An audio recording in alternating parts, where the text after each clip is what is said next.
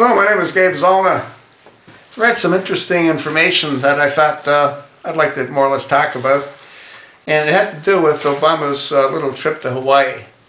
I don't agree with some of what the article said because the people that are there protecting him, whether they're the scuba divers or the Navy SEALs or whoever it is, they're still getting paid anyway. So whether they're looking after his carcass or anybody else's, they're still getting paid. So I don't agree with the figure they came out with.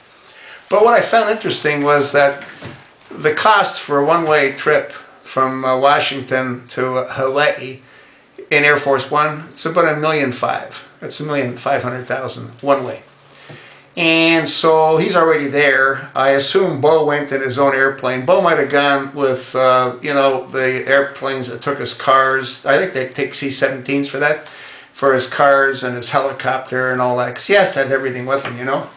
So I think Bo might have gone in one of those airplanes because Obama won't fly in the same confined space with Bo, because Bo's a dog, you know, and that's not what Muslims like to do. But anyway, I also heard that Obama is hopeful that Congress, you know, the guys that are now debating about gun control and all the rest of it, he's hoping that, I guess he's hoping that Speaker Boehner will more or less agree to his terms. And if he does, he is willing to jump back on Air Force One and come back to Washington.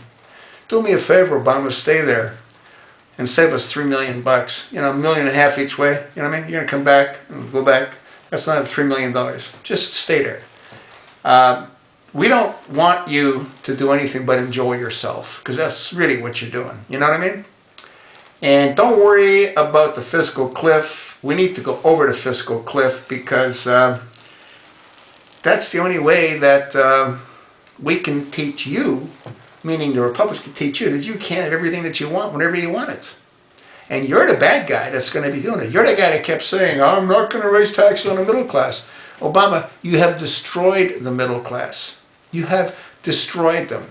With the gas prices being what they are, what do you think happens when gas goes through the roof? So does everything else. See, because everything is taken by like truck, you know, to the grocery stores and from the docks to wherever they're going, whether it's Walmart or anywhere else. That's all being trucked.